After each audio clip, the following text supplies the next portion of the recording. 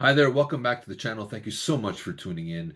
Usually I call these things under the radar review where I ask, I think a movie or a group or an artist deserves another look, another evaluation. And since it's Sunday and I'm still in my PJs, I'm going to call this Lazy Sunday Retro Review. Today I'm looking at the 1985 film from the one and only Clint Eastwood. It's called Pale Rider.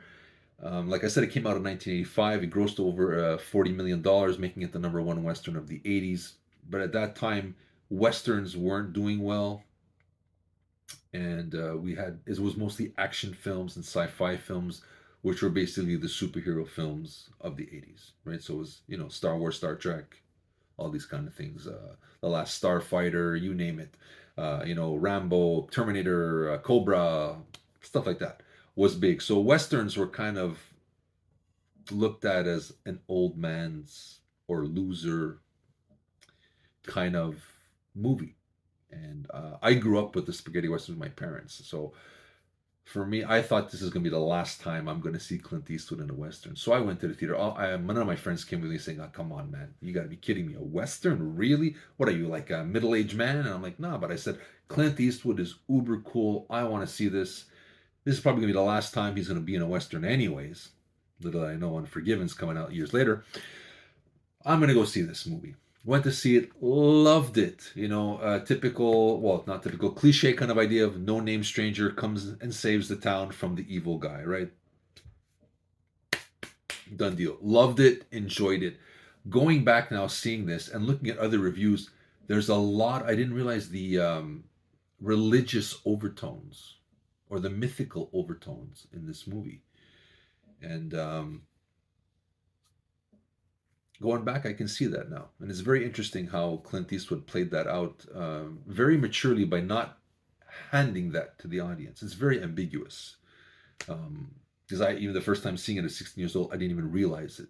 I didn't even see it, and so basically, in this version of a Clint Eastwood movie, he has no name. He's known simply as the preacher.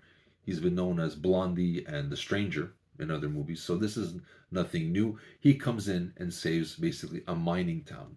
Um, there's this character called La Hood that wants to push the miners out so he can take all the gold that's in the land and all the other minerals, and he's breaking them down, and they're losing faith.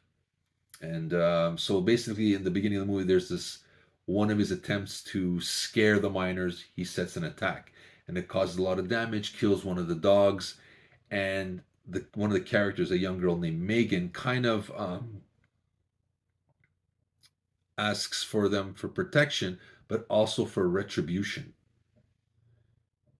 and asks them for a protector, an avenger. And we kind of get this guy on a pale horse or a white horse, who's usually known, the rider of the pale horse is known as Death, and hell will come with him. And this is the Clint Eastwood character, a no-name character, simply known as Preacher because he has the preacher's collar. But as you can see in this movie, he fights. He is no preacher, that's for sure. But they call him Preacher. So what happens is he comes in, moves into the town, and gives the miners a sense again of faith, justice, community, a backbone to fight La Hood and stand up for themselves.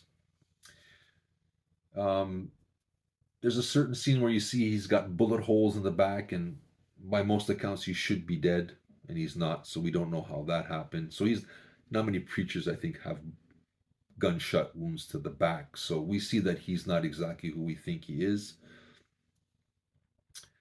La Hood at one point kind of bribes him and offers him,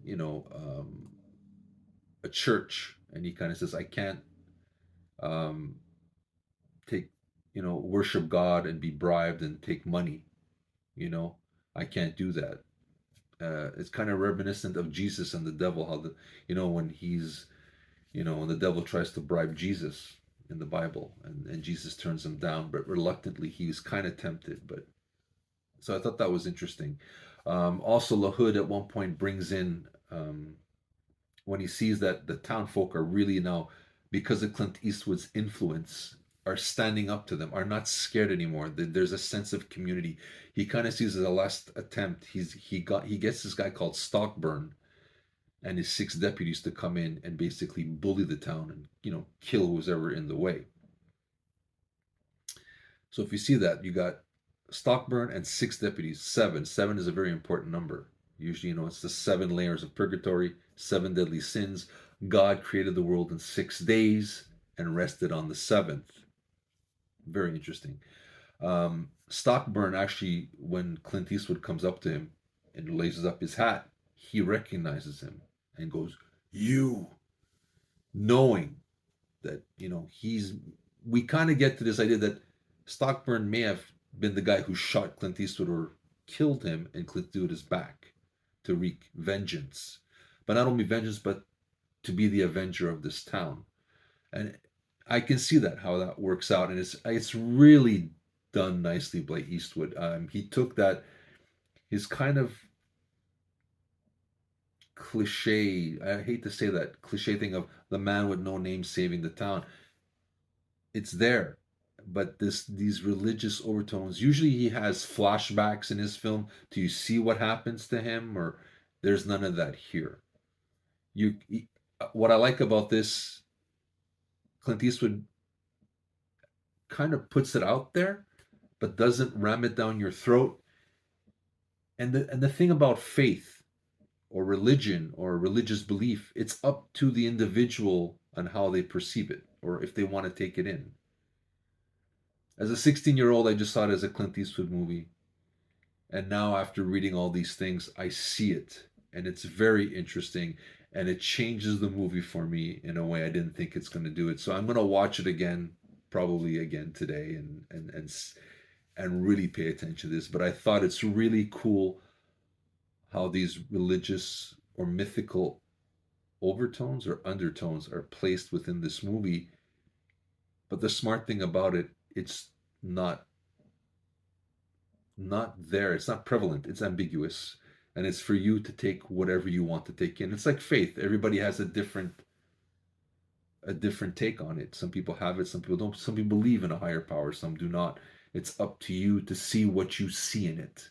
And I thought that's the beauty of this film now. And I really like that idea of those religious overtones in it. And it's getting me to really like this movie in a whole different level as an older man. So if you like Clint Eastwood and you haven't seen this movie, I urge you to look back at this. This is not your stereotypical Clint Eastwood Western, which I thought it may have been in my youth. I see it now in a different light, and it makes it a much more enjoyable watching experience. I hope you guys give it a chance. Take a look at it. It's called Pale Rider. It came out in 1985. I don't think you'll be disappointed if you like Westerns. So this is Steven with my lazy Sunday retro review, or under the radar review, whichever you prefer, with my new appreciation and new take of 1985's Pale Rider from the one and only Clint Eastwood. See you soon, guys.